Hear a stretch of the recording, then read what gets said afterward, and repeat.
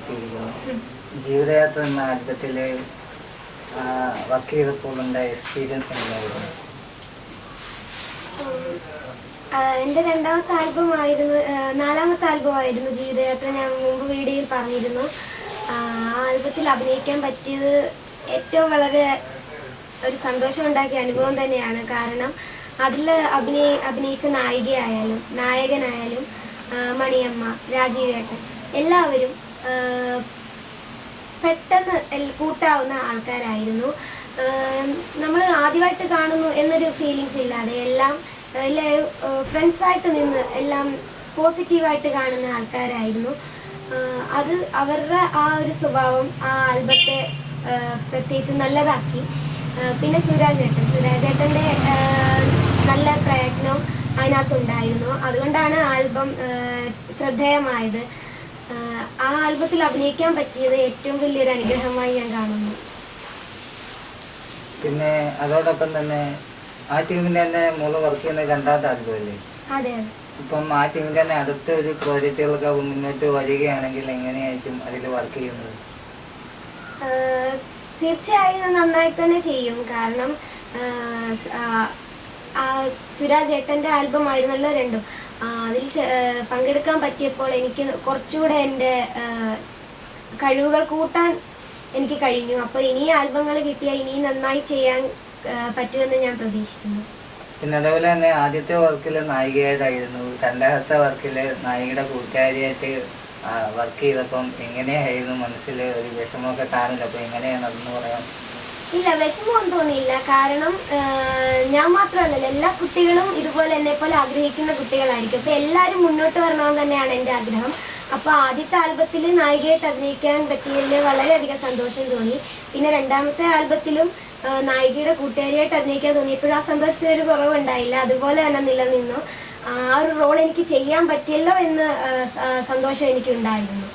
പിന്നെ അതിലെ നായകൻ്റെ അതായത് നായിക മരിച്ചു വന്നപ്പോൾ ഉണ്ടായ വിഷമങ്ങളൊക്കെ അത് എങ്ങനെയാണ് ആ സമയത്ത് കരയാൻ തോന്നിയത്? അത് കരയാൻ തോന്നിച്ചാൽ അത് നമ്മളിപ്പോൾ അവിടെ ചിത്രീകരിക്കുകയായിരുന്നു. പക്ഷെ എന്നാൽ ആ ഒരു സംഭവം റിയലായിട്ട് നടന്നതുപോലെ മനസ്സിൽ കരുതിയപ്പോൾ കണ്ണുനീർ താനേ വന്നു. അങ്ങനെയാണ് ആ ഒരു തികച്ചും അതൊരു ചിത്രീകരണമാണെങ്കിലും അത് കണ്ടപ്പോൾ മനസ്സിന് നല്ല വിഷമം തോന്നി. പിന്നെ അതേപോലെ തന്നെ ആ വെള്ളത്തിലെ നായിക വെള്ളത്തിൽ മുങ്ങിപ്പോയ ഒരവസ്ഥ ഉണ്ടായപ്പോൾ രക്ഷപ്പെടുത്താൻ കഴിയാതെ പോയപ്പോൾ ഉണ്ടായ വിഷമങ്ങളൊക്കെ എങ്ങനെയായിരുന്നു? അത് ഞാൻ മുമ്പേ കരച്ചിൻ്റെ കാര്യം പറഞ്ഞത് തന്നെയാണ്.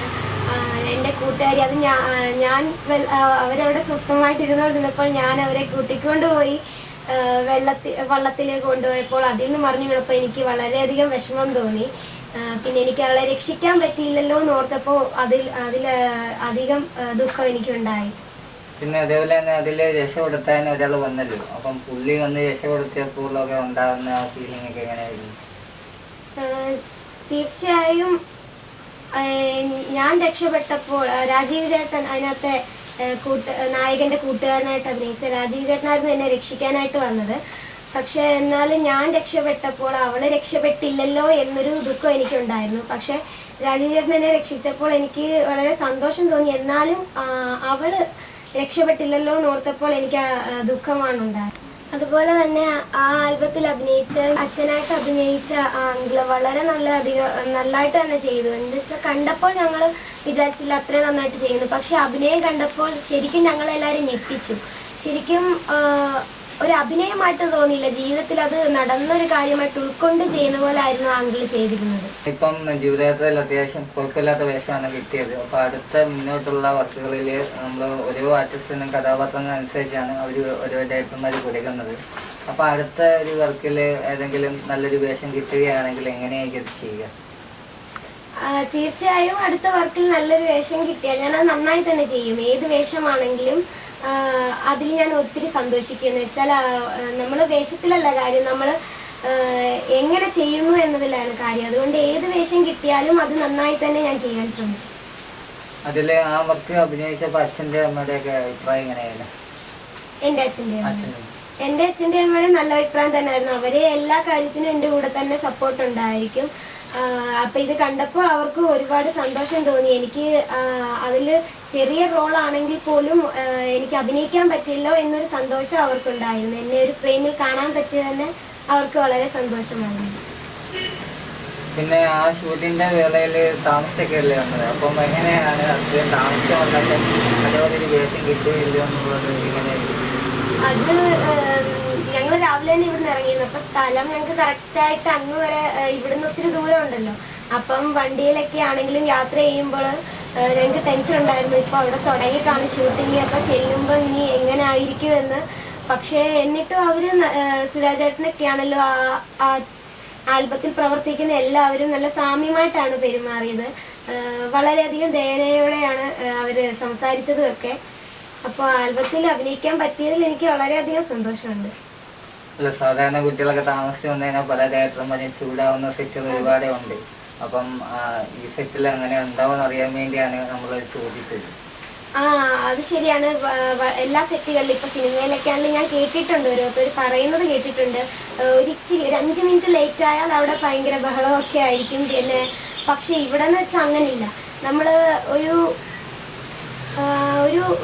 മത്സരമായി കാണാതെ ഒരു പുതുമുഖങ്ങളെ മുന്നോട്ട് കൊണ്ടുവരാൻ വേണ്ടി ശ്രമിക്കുന്ന ഒരു ആൽബമാണിത്. അപ്പം അതുപോലെ തന്നെയാണ് എല്ലാവരുടെയും പെരുമാറ്റവും. സുരാജേട്ടൻ്റെ ആണെങ്കിലും ആൽബത്തിൽ അഭിനയിക്കുന്ന എല്ലാവരുടെയും പെരുമാറ്റമാണെങ്കിലും അതുപോലെ തന്നെ സാമ്യമാണ്. ഞാൻ കുറേ വൈകി, എന്നിട്ടും അവരൊന്നും പറഞ്ഞില്ല. അപ്പം അതിലൂടെ തന്നെ എനിക്ക് മനസ്സിലായി ആൽബത്തിൽ വർക്ക് ചെയ്യുന്ന എല്ലാവരുടെയും മനസ്സ് അത്രയും വളരെ നന്മയുള്ളവരാണ് അവരെല്ലാവരും. അതുകൊണ്ടായിരിക്കാം എന്നെ അന്ന് ഞാൻ അത്രയും താമസിച്ചിട്ടും ഒന്നും പറയാഞ്ഞത്.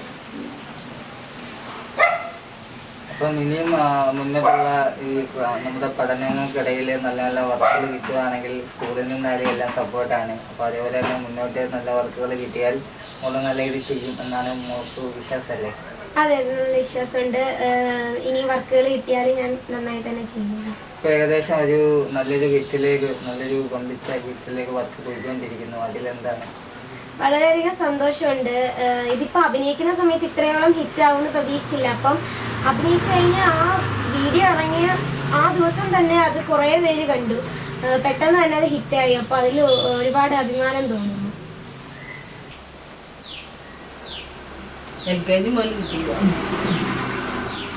എന്തോരം വരെ മേടിച്ചോണ്ടേ വരുത്തോളൂ. കഥാപ്രസംഗം ഉണ്ടായിരുന്നു കഴിഞ്ഞ വർഷം, ജില്ല വരെ പോയി. ഈ വർഷം കിട്ടിയുണ്ട്, സ്ഥലമില്ല വെക്കാൻ, അതെല്ലാം കവറിനകത്ത് വെച്ചു. അപ്പോൾ എന്തായാലും ഇതുപോലൊരു പുതുമുഖ കലാകാരിയെ പരിചയപ്പെടാൻ സാധിച്ച സന്തോഷം. എന്തായാലും മോളുടെ ആഗ്രഹം പോലെ ഒരുപാട് വേദികൾ നമുക്ക് കൈവരിക്കാൻ കഴിയട്ടെ എന്ന് പ്രാർത്ഥിക്കുന്നു.